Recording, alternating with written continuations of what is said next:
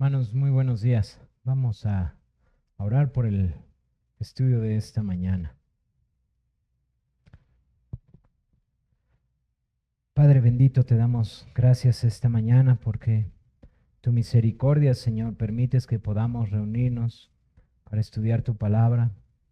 Te damos gracias, Señor, por los medios que nos provees para prepararme, Señor, por los hermanos que nos preceden en estos temas. Te damos gracias, Padre, por la fuerza y toda gracia que tú provees, Señor, para poderme alimentar de esto y ahora poder servirle a tus santos y poder traerlo con ellos, Señor. Te suplico que tu Santo Espíritu me capacite, me ayude, me prepare.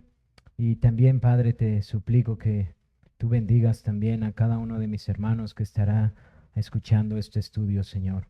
Queremos ponerlo en tus manos, Señor. Queremos suplicar tu bendición, mi Dios. Padre, que no sea palabra de hombre persuasiva, Señor, sino que sea tu palabra y tu Santo Espíritu, Señor, renovando nuestras mentes y ayudándonos a ser conformados cada vez más a la imagen de Cristo. Por favor, sigue bendiciendo esta iglesia y sigue bendiciendo estos tiempos de estudio, por favor. En Cristo los rogamos. Amén. Hermanos, buenos días. Pues vamos a continuar esta mañana con nuestros estudios de conociendo la liturgia. Algunos de ustedes ya han estado en estos estudios, algunos de ustedes no han tenido oportunidad de estar en estos estudios.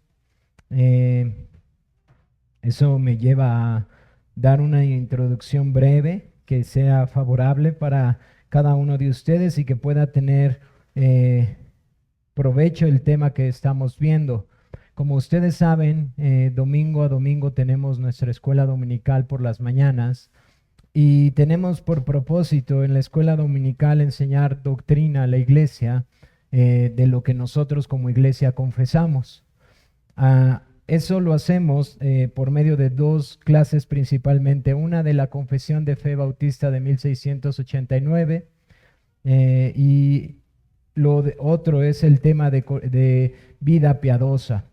Este día la clase que tenemos es de vida piadosa y hemos estado estudiando el tema referente a nuestra liturgia. Y importante, hermanos, que podamos conocer por qué adoramos a Dios como lo adoramos. Ese es el propósito de estas clases que seguirán tomando algún tiempo, con el propósito de poder entender a la luz de las Escrituras por qué adoramos a Dios como lo adoramos. Y hemos estado viendo este tema de conociendo nuestra liturgia y para eso yo les definía esta palabra liturgia. Aunque no siempre ha tenido el mismo significado, actualmente esta palabra, el significado que tiene o la connotación que entendemos en la iglesia, tiene que ver con el orden de la adoración. Es por eso que cuando nos referimos a la liturgia de la iglesia, nos estamos refiriendo o es un sinónimo de expresar el orden de la adoración. Así que podemos hablar acerca del orden de la adoración o podemos hablar de liturgia de manera sinónima.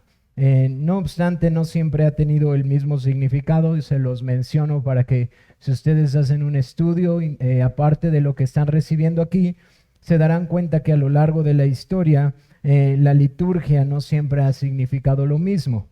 Actualmente, contemporáneamente, ya lleva años siendo de esta forma y así es como la utilizamos. Ahora, ¿cuál es la liturgia que nosotros confesamos como iglesia? Nosotros somos una iglesia bautista reformada, confesacionalista, congregacionalista. Disculpen ese nombre muy largo, pero es un nombre que está tratando de denotar precisamente qué es lo que creemos en algunos aspectos que competen a nuestra iglesia. Y como iglesia bautista, reformada confesacionalista, nosotros confesamos, hermanos, el principio regulador. Eso es lo que nosotros observamos en las Escrituras, el principio regulador de adoración. Ahora, siempre trato de hacer esta aclaración porque es muy pertinente para las personas que nos visitan o los nuevos congregantes o incluso también para la iglesia misma, para nuestra propia salud espiritual. Cuando hablamos del principio regulador puede haber mucha confusión con respecto a esto.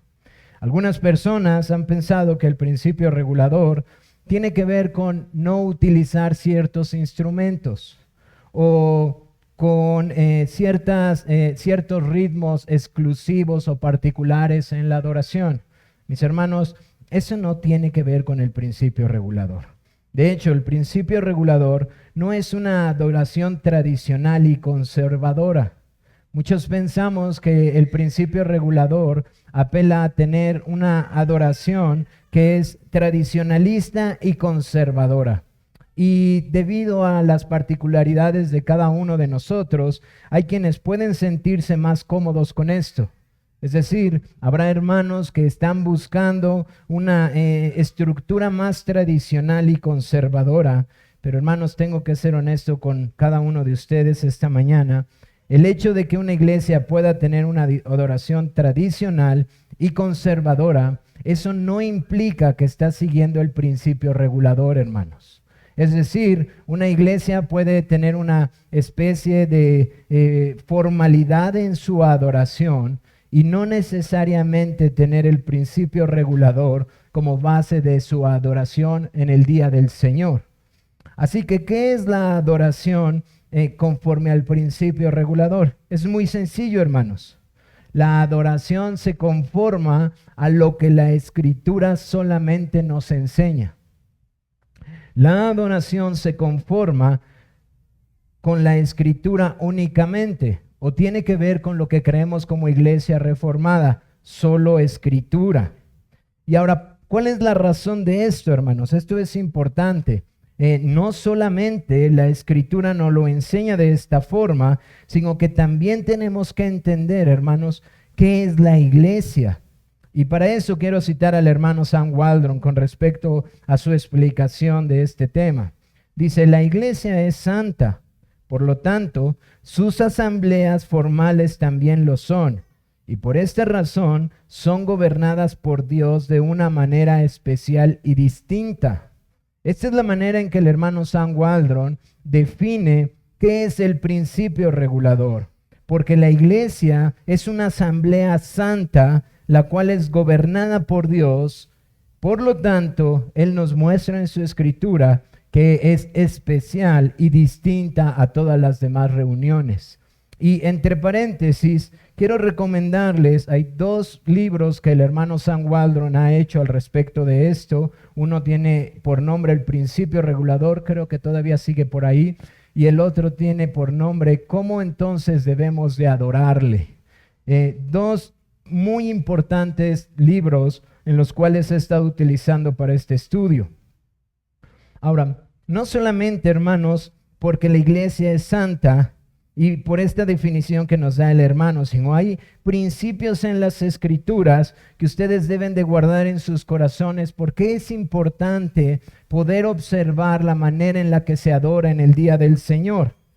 Por ejemplo, si ustedes van a Mateo 18, en el contexto en donde se nos habla acerca de la disciplina eclesiástica, entre todos los aspectos que ustedes van a encontrar en Mateo 18, se van a percatar en el proceso de la disciplina que hay algunos aspectos en donde nos deja ver que el Señor se encuentra en medio de su iglesia.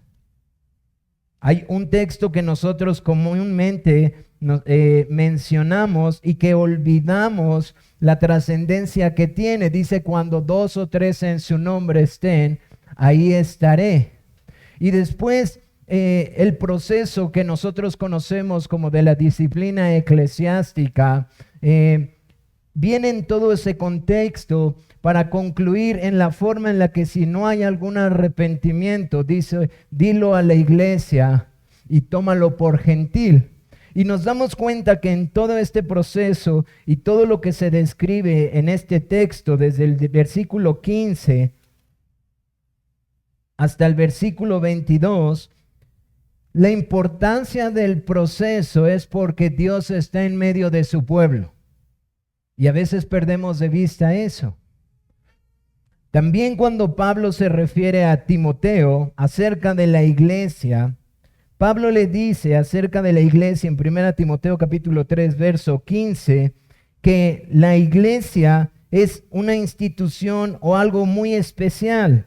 Él le dice, estas cosas te escribo, aunque tengo la esperanza de ir a verte pronto. Versículo 14 y versículo 15 dice, para que si tardo sepas cómo debes de conducirte en la casa de Dios, que es la iglesia del Dios viviente, columna y baluarte de la verdad. Así que hermanos, este es el peso que nosotros encontramos en la Escritura cuando nos estamos refiriendo a la iglesia. Y la iglesia, aunque es verdad, los miembros somos parte de la iglesia universal, la Biblia nos deja ver que hay una manifestación particular de la iglesia en cuerpos corporales, en grupos corporativos. Por eso Pablo le escribe a la iglesia en Éfeso, por eso Pablo le escribe a la iglesia a los Corintios. Es decir, hay manifestación del cuerpo universal en cuerpos particulares. Y eso es lo que llamamos la iglesia, esa manifestación del cuerpo cuando está reunido, hermanos. Pero quiero hacer una aclaración que no he mencionado antes y que tiene mucho que ver con lo que esta mañana, si el Señor permite, estaré predicando. Muchos de ustedes pueden preguntarse por qué todas las iglesias no siguen esto, etcétera. ¿Cómo puedo hacer que mi iglesia pueda tener este principio? Creyentes se preguntan esto, ¿por qué no hay un orden? Hermanos, los dos textos que les cité tienen que ver con qué es la iglesia, de quién es la iglesia y quién es el Dios que está en la iglesia. Yo creo, hermanos, después de que estuve estudiando para lo que hoy he estado presentando y las predicaciones que he estado predicando, el problema en la iglesia contemporánea no tiene que ver principalmente con entender el principio regulador y el principio normativo, hermanos. Yo creo que el problema principal es de raíz y es otro. El problema es que hemos perdido el entendimiento de quién es el Dios Santo que ha convocado a su iglesia. Y como hemos hecho un Dios que no es el de las Escrituras y hemos tratado de humanizarlo lo más posible para que la gente no se sienta incómoda con este Dios que se revela en la palabra, lo que hemos logrado es un sentido de irreverencia en la iglesia. Por tal razón, la iglesia puede estar practicando cualquier tipo de cosas que no tienen nada que ver con lo que Dios ha ordenado, pero que sí tiene que ver con motivaciones del hombre para que el hombre que asista se sienta cómodo. Y eso nos deja ver que como creyentes hemos perdido el peso de la santidad de Dios en medio de nosotros, hermano. Así que, ¿cuál es la principal labor? Si a lo mejor alguno de ustedes lucha con entender el principio regulador, con adoptarlo, abrazarlo, confesarlo, yo les recomendaría, si pueden estudiar el principio regulador, pueden entender los principios en las Escrituras, pueden ver lo que la Biblia nos enseña desde el Antiguo Testamento al Nuevo Testamento, pero yo les sugeriría, a la par que hagan eso, agarren buenos libros de teología y estudien teología propia o doctrina de Dios y vean quién es este Dios Santo que mora en medio de nosotros. Porque cuando nosotros tengamos ese entendimiento, entonces vamos a tener más entendimiento de lo que el Señor llama a santificar en medio de su pueblo, hermanos. Como contexto histórico, que también es diferente al día de hoy, el principio regulador en la época de la Reforma se hizo diferenciar del principio normativo. El principio regulador decía o dice que solamente se adora al Señor con lo que la Escritura nos manda hacer, mientras que el principio normativo decía o dice que es posible adorar al Señor con todo lo que no está prohibido por las Escrituras. Es decir, si Dios no nos lo ha mandado, pero tampoco nos lo ha prohibido, está permitido, está normado, por lo tanto no es ningún problema.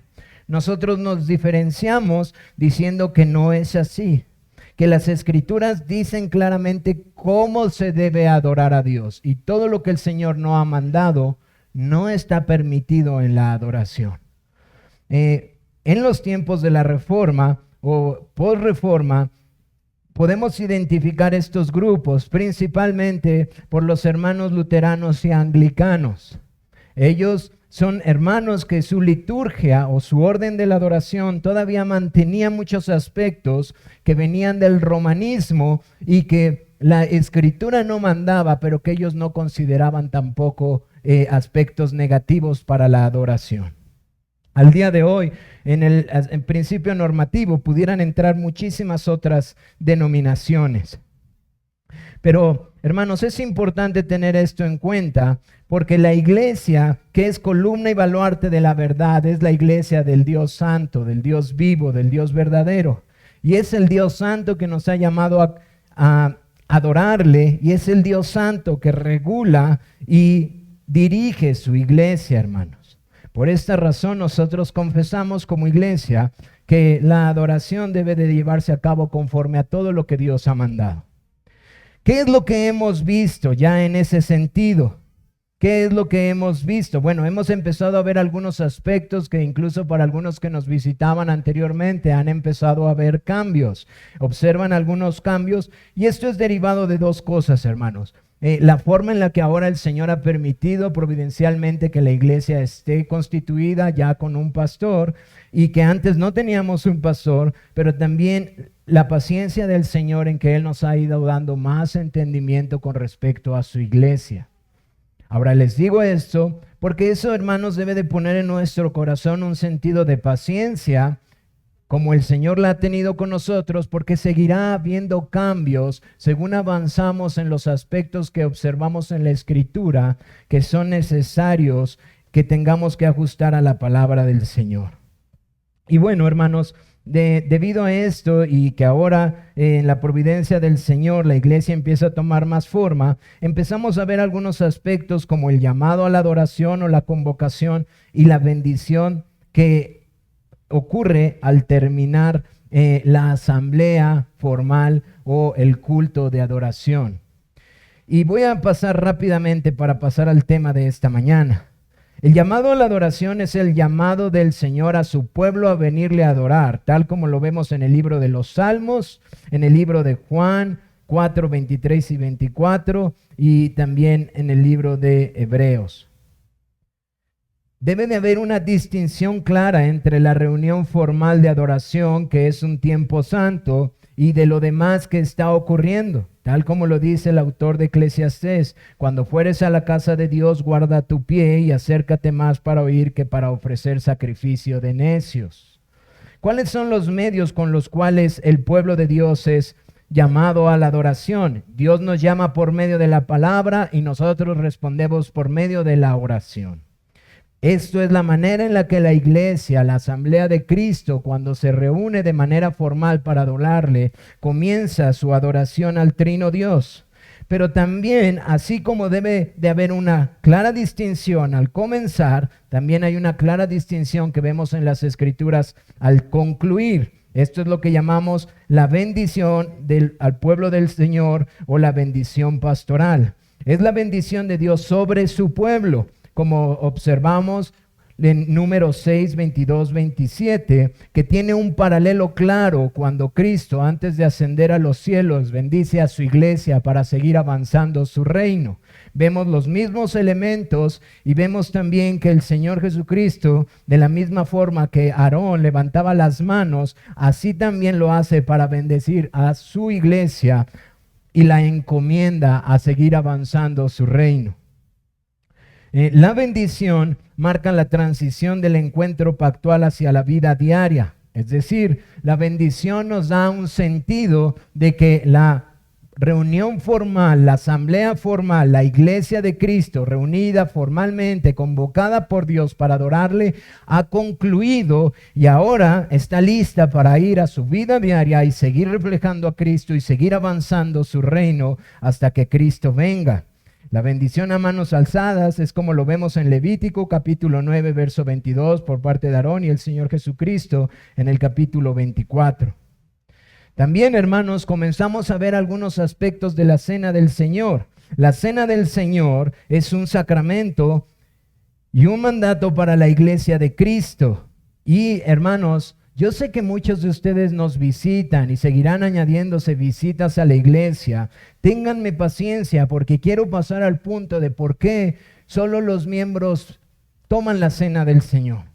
¿Por qué los demás no pueden tomar la cena del Señor? Sean pacientes, por favor. Voy a pasar a ese punto en algún momento. Yo esperaba hacerlo el día de hoy, pero recordé que no había avanzado al amén la ocasión pasada. Y hermanos, el tiempo es bien complejo porque solamente tenemos media hora para esta clase. Pero quería remarcar esto por las visitas y por los nuevos congregantes y también porque aquí hay un aspecto que un hermano me hizo saber. Los aspectos de la cena del Señor, hermanos, deben de ser públicos y deben de ser visibles. Porque la cena del Señor es un momento en donde la iglesia es convocada a recordar el evangelio por medio de elementos en los cuales son visibles y son públicos para los creyentes, pero también para los que están a su alrededor. En base a esto, hermanos, cuando practicamos la cena del Señor, según vemos la práctica apostólica en 1 Corintios capítulo 11, donde el apóstol Pablo cita literalmente que esto fue enseñado, que la noche que el Señor Jesucristo fue entregado, tomó el pan y lo partió. Pablo está diciendo claramente que fue enseñado por el Señor Jesucristo a tomar los elementos y hacerlo públicamente, tomar el pan, partirlo y mencionar que este es el pan que por vosotros es partido. Y después dice, tomó la copa y habiéndola tomado, bebió y dijo, esta es la copa de la sangre del pacto que es derramada por vosotros. Hacer estas todas las veces en memoria de mí hasta que yo venga. Pablo está diciendo cuál es el patrón para la iglesia enseñado por el Señor Jesucristo y dice que este elemento debe de ser visible para todos. Así que mis amados hermanos, quiero pedirles, porque a lo mejor yo no lo he hecho de manera clara, que mientras eso sucede, ustedes no tienen que leer sus Biblias. Yo voy a citar las Escrituras, pero ustedes tienen que ver los elementos. Porque lo que el Señor nos dejó en la cena del Señor es el evangelio visible para nosotros. Es el evangelio de tal manera que nuestros sentidos puedan empezar a sentir a Cristo moliendo y derramando su sangre por nosotros. Es algo precioso. Ahora, con esto en mente, todo creyente debe de anhelarlo, pero debe de anhelarlo en el orden en el que el Señor lo ha dejado. Y para eso, todo creyente debe de ser miembro de una iglesia, de un cuerpo local. Para eso yo los animo que si están considerando ser parte de esta iglesia, sean diligentes en considerar la iglesia, conocer la doctrina, etcétera, y orar diligentemente para saber si esta es la iglesia. Pero hermanos, reconocemos que esta no es la única iglesia en nuestra ciudad, que no es el único lugar donde Cristo mora.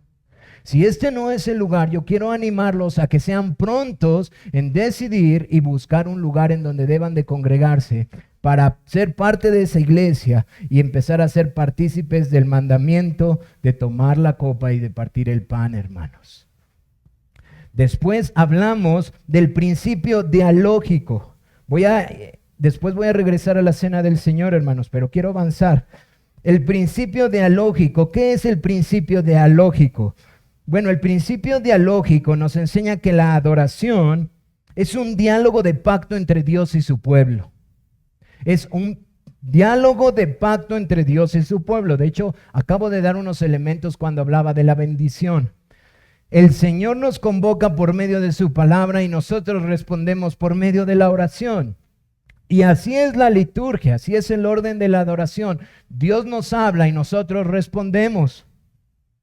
Dice un autor, Herman Bavinck, en el culto público Dios desciende a su pueblo por la palabra y el espíritu, y el pueblo asciende a Dios por la oración y la alabanza. La adoración es un encuentro pactual regulado por la palabra, donde Dios inicia, habla y promete, y su pueblo responde en fe, arrepentimiento y alabanza. Con este principio dialógico, mi intención, hermanos, es que podamos romper toda idea tradicionalista de la iglesia contemporánea, en donde nos deja ver que los creyentes somos pasivos y más pareciera ser el día de culto de adoración, una especie de teatro o cine, en donde uno tiene que llegar y no tiene que responder a lo que está escuchando, hermanos. La Biblia nos enseña lo contrario. Nos enseña que esto es un diálogo pactual en donde Dios nos está hablando y nosotros respondemos. Respondemos por medio del amén, respondemos por medio de los cantos, respondemos por medio de arrepentirnos de lo que el Señor está hablando, pero la iglesia no es pasiva, hermanos. La iglesia está activamente respondiendo al Señor en lo que está diciéndonos. Ejemplo de esto es lo que explica el apóstol Pablo en 1 Corintios capítulo 14, en donde está ordenando conforme al don de lenguas y les dice que cómo entonces la iglesia puede decir amén si hay este desorden de las lenguas entre ellos. Así que, hermanos, teniendo en mente el principio dialógico y la manera en la que está estructurada nuestra adoración, quiero pasar de manera rápida al amén. ¿Qué es el amén? Porque es una de las frases más comunes para la iglesia, pero a veces es una de las frases más comunes y repetidas únicamente por mera tradición. Es decir, ya no tiene un sentido para nosotros dentro de la adoración de Dios, hermanos. Bueno, la palabra amén viene de una palabra hebrea que en nuestro español puede traducirse de varias formas, pero ¿qué es? Es asentir a una verdad, es confirmar una verdad que se nos está dando, significa en verdad, verdaderamente, seguramente. Es decir, esta palabra que nosotros repetimos y que es muy parecida a la original del hebreo y que incluso fue llevada también de manera similar al griego, lo que quiere decir es que nosotros estamos expresando certeza, confianza y afirmación sincera ante lo que se ha dicho, especialmente en relación a Dios y sus promesas, hermanos. Ahora, teniendo en mente el principio dialógico y la importancia de que la iglesia responda, es muy importante que nosotros veamos esto en las Escrituras. Por ejemplo, cuando nosotros nos acercamos a 2 de Timoteo capítulo 4, verso 18, encontramos cómo existe una instrucción e inmediatamente existe el amén. Dice, y el Señor me librará de toda obra mala y me perseverará para su reino celestial. A Él sea la gloria por los siglos de los siglos. Amén. De hecho, nosotros vamos a ver en las Escrituras en un momento más cómo este amén, una de las partes en donde constantemente se halla es después de una doxología, es decir, de una adoración a Dios. Decir amén durante la adoración confirma, apoya y acepta lo que se ha proclamado, ya sea una bendición, ya sea una oración, ya sea una lectura de las Escrituras, una predicación o una doxología. ¿Cómo lo vemos en las Escrituras, hermanos? Voy a ir un poco rápido, después volveré a tomar este tema para expandirlo y recordarlo, hermanos. Pero en la Biblia lo vemos en el Antiguo Testamento, cuando, por ejemplo, se citaban las maldiciones, hermanos. Lo vemos en Números 5:22, Deuteronomio 27:15, 26. Vemos vemos a Nehemías en capítulo 5:13, donde había maldiciones y el pueblo decía amén. También lo vemos en el libro de los Salmos constantemente, donde hay una alabanza y el pueblo termina diciendo amén. Lo vemos en las bendiciones, no solamente en las maldiciones, sino también en las bendiciones, como el pueblo en el Antiguo Testamento estaba muy acostumbrado a mostrar una participación y un acuerdo comunitario, un acuerdo del pueblo de Dios congregado. En el Nuevo Testamento, el amén se practicaba como parte natural de la adoración corporativa, como les mencionaba en 1 Corintios capítulo 14, y también como lo menciona el apóstol Pablo en 2 Corintios capítulo 1, verso 20. confirmando que la verdad de la palabra de Dios y las bendiciones impartidas a la congregación son para el pueblo de Dios. El amén también se encuentra en la adoración del cielo, en la adoración celestial. Yo no sé si han considerado el libro de Apocalipsis, pero en el Antiguo Testamento lo vemos a la iglesia del Nuevo Pacto y vemos en el libro de Apocalipsis, en capítulo 5, verso 14, capítulo 7, verso 12, capítulo 19, verso 4, que constantemente en la adoración celestial el pueblo dice amén. Así que, ¿cuáles son estas razones por las cuales la iglesia debe de continuar diciendo amén mientras está congregada en la adoración formal al Trino Dios? Decir amén evidencia unidad y participación de toda la congregación.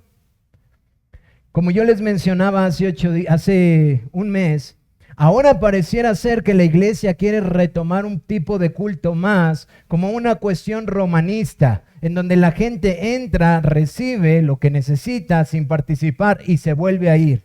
Y se acabó, cumplieron.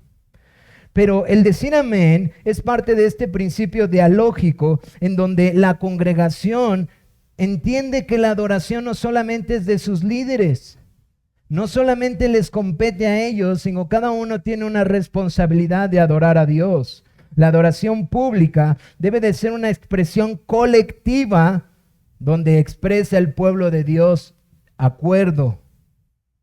También, hermanos, es una expresión a nuestras emociones que nos han sido dadas por Dios y de la fe que Cristo nos ha dado. El amén refleja una respuesta del corazón basado en la fe, en el entendimiento de las promesas de Dios y en la confianza en nuestro corazón de lo que Dios nos está diciendo. No es simplemente un acto ritual ni es una costumbre, hermanos. No es un cliché del evangelicalismo. Es una respuesta de nuestros afectos a lo que Dios nos está prometiendo. Una respuesta de fe visible. Es una manifestación también de compromiso y entusiasmo. Es el indicador de una salud espiritual. La capacidad de decir amén de corazón muestra la sinceridad y el vigor espiritual de una persona. ¿Qué tan despierta y viva está lo que Dios le está diciendo? ¿Cómo se encuentra su mente atenta a las palabras del Dios Santísimo que está en medio de nosotros?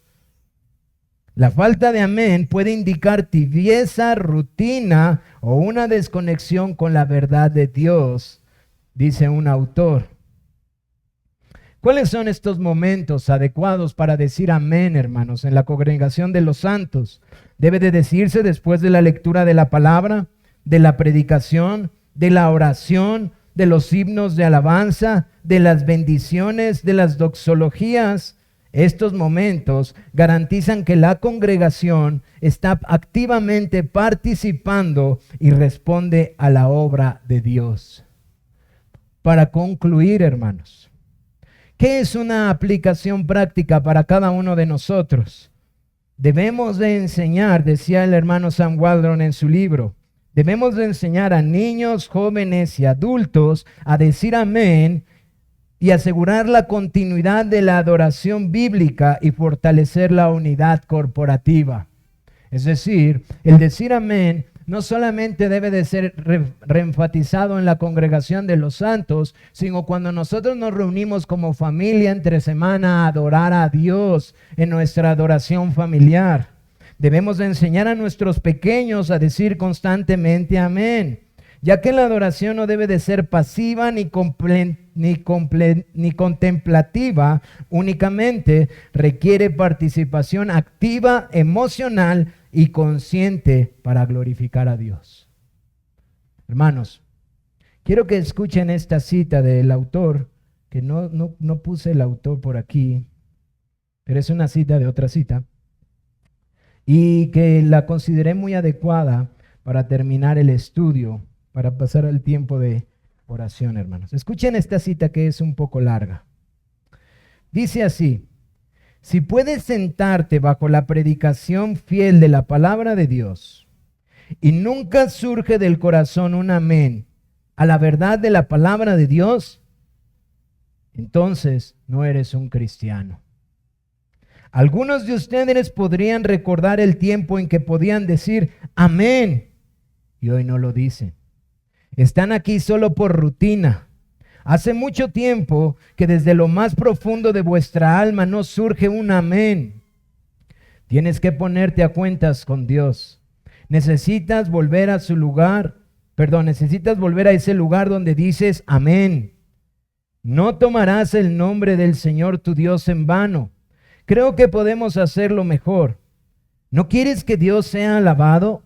¿No quieres que las personas sepan que adoras y alabas a Dios? ¿No quieres que las personas sepan que le amas y que en verdad crees a sus promesas? Entonces, amados hermanos, digamos amén. Hermanos, consideremos la importancia del amén cuando estamos adorando a nuestro Señor, hermanos. Vamos a pasar al tiempo de oración, hermanos.